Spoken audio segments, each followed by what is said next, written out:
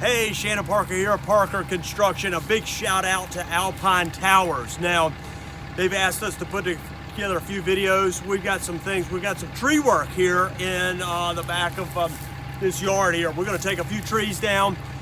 We've got a little help though. We've got the help of a 12,000 pound winch, so we're gonna incorporate that. We're gonna look today at some vector pulls. We're gonna look at prusiks. We're gonna look at weighting. We're gonna look at directionals. But on this particular tree right here, let's walk into the woods and we'll take a look and see what we got. If anybody's allergic to poison ivy, be careful in here, okay? So we've got a few cedars and over a little clump of cedars here. And if you look up in the tree, you can see we've got some, they're taking them, looks like they're getting choked out. They're getting choked out by the sun. So I've got probably 3 or 4 cedars in here that we're gonna pull out. You know, this one actually in particular is leaning. And if I look down in here, if you look down in here, it's just getting pulled from the ground. See this? So normally we would take a chainsaw, we'd make a notch cut on one side, cut the other, and fall it. In this case, we've got 2 fences. One fence that's ours, the second fence that's the neighbor's. So we don't want to, we're taking a little precaution here. We've got a girth hitch at the top. It's got a double bowline. Why do we put the bowline in there? It's because we're going to be tensioning this quite a bit. So if we come back down here, we've got a bowline on this side. Very little tension on this line right now. Would not be standing where I am if I had this tension on here. If it was tension, definitely not a good spot. But we got a double bowline so we can take this out later, all right? So the winch is actually attached directly. You might look at this, we got a prusik line. We'll talk about that a little bit later. Why do we have this rope on here? This is a climbing rope. For the video? No. We got this climbing rope on here because we need to weight this line. If this snaps, if something snaps, and this line comes back to the truck, then somebody's gonna get hurt. We wanna dampen this. This is just weight. We can put a backpack on here, we can put our sweatshirts, we can put whatever. All this is doing is weighting the line. If things snap and go wrong, we want the line to go down. This tow line to go down quickly.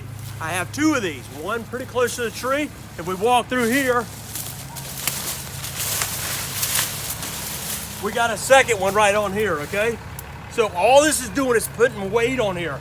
I've used a prusik up there because I may want to slide that around a little bit. So let's go ahead, our no-no area. We want to always have an escape. We want to, and that escape is the run spot. So we want to, right now, I'm not in a good escape because I can't run anywhere and I'm this close to the line, not a good spot. So my escape, I'm going to get away. I'm going to make sure that I've got view of everybody around. So when I know that it's clear, we'll go and clear, just like when we're running zip lines. We clear the zip. This is no different. So let's go on over this way. And Nathan here's going to be our winch operator. So Nathan, tell us a little bit about the winch, because not everybody knows about the winch. What do you got? That's pretty simple. It's got an in and an out switch button. So down, we're going to retract the line. We're going to start putting tension on it. The opposite is out. Pushes the line back out, releases the tension. So when some safe spots right here, when we got the winch, it is a no-go to step over this cable. We never want to step over this cable, big time dangerous, okay? So, and when we're pulling this, we want to come at a little bit of an angle. I remember when I was about probably 25 years ago, I was working with an electrician, and we were pulling cable, not like this. We had a winch on the back of a big flatbed truck, very powerful winch, and that cable was strung very similar to what we got going on right here. And tension, and finally it broke. That cable, from probably about 80 feet away, came zinging and hit the back of the truck. Super scary. I was out of the way, but it's super scary. This is dangerous. So we're gonna step on back. We'll look and see what's going on here. And the other thing is we don't want to be in anywhere where that tree is gonna fall. Now, so let's go ahead and start winding it up.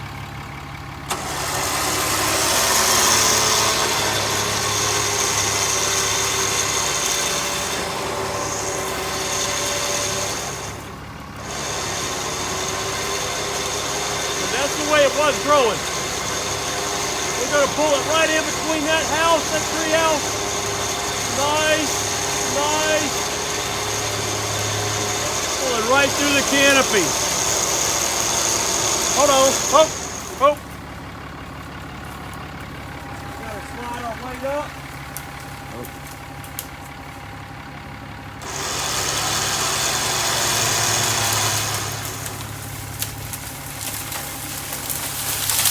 Beautiful. And so the other thing with this, so we did a nice pull. The other thing is you always want to be paying attention to is, do you have your truck far enough back? So we barely made it this time. We'll make sure that we pull this far enough back, or we set some directionals. So nice job, Nathan, pull this down. We'll get this trimmed on up.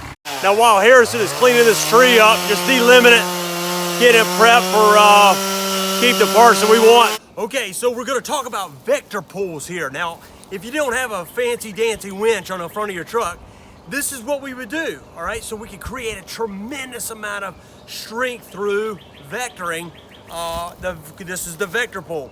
Now, in the challenge course world, we use this. It's actually, we've got an anchor. In this case, here's my anchor. This is a fixed point. Now, I've created some a system here so that I can adjust this while I was setting it up. But for you, all we need to do is have a fixed point. You can tie your, whatever it is. Again, it could be a figure 8 on bite, it could be a double bowline, whatever that might be. I choose the bowline again because I can take this out. We've got tension on this. So if we were using the winch. In this case, we're gonna do this by hand.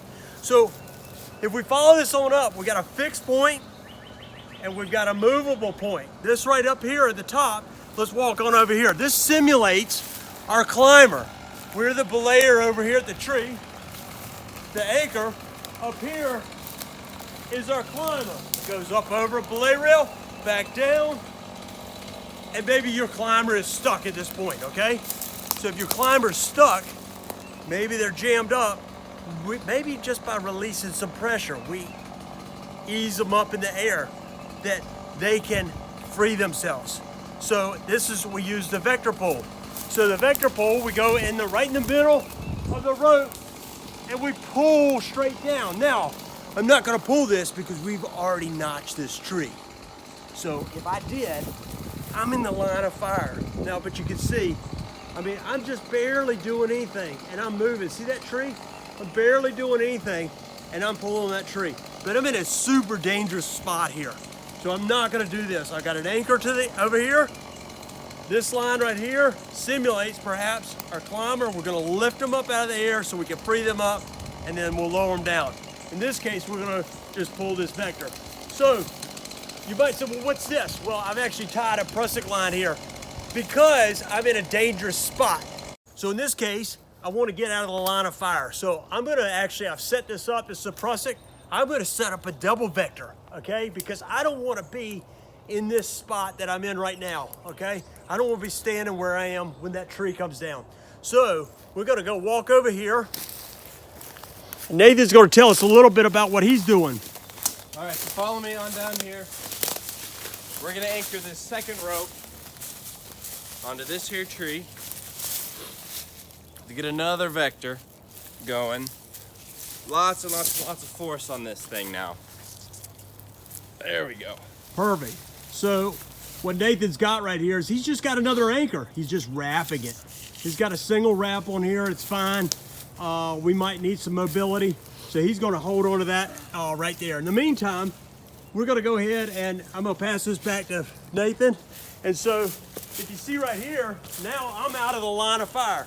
I can pull a vector here. At the same time, it's vectoring this other thing. A tremendous amount of strength on this. Harrison at the same time is going to be cutting the top of that tree. We just want to control where the tree goes. So go ahead and start cutting. Make sure you know your line of your run line.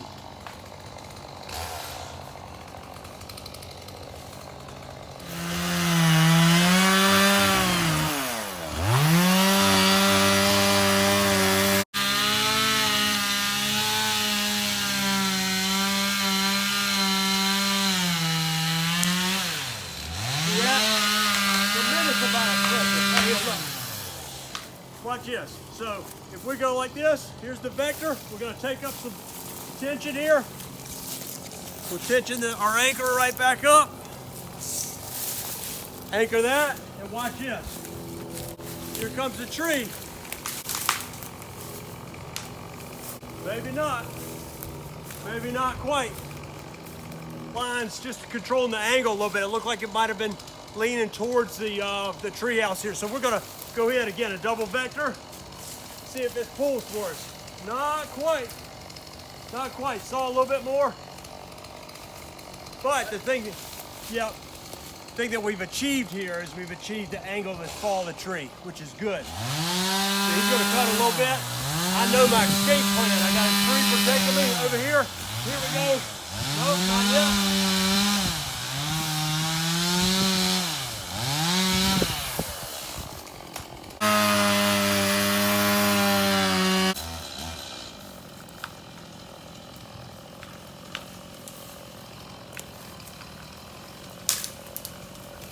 Here it is. Boom.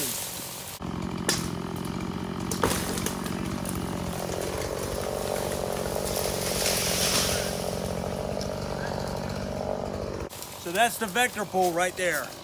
2 vectors pulled. We're able to get a tremendous amount of strength on pulling that in the middle. Here's this cutting an escape route here. Just cleaning up a little bit.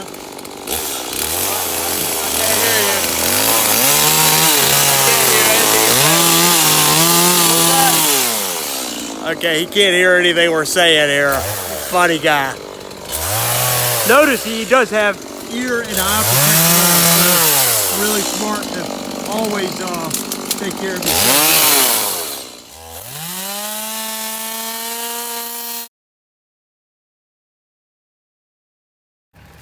So we put a notch in the bottom of it. Normally we would just cut it on the other side, lay this thing right on down, right here, and then it would lay down. We're gonna encourage this though right now.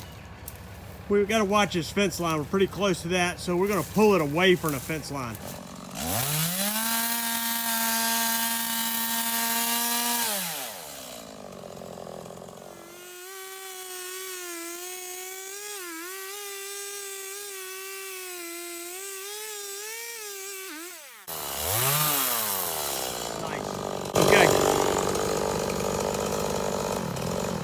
All right, so normally what we would do, we're just so close to this fence line, and we want to be careful on this. And we should go ahead and tension our winch up on this one, our lines. We could set up a vector pull. I'm not going to quite do it on this one right yet.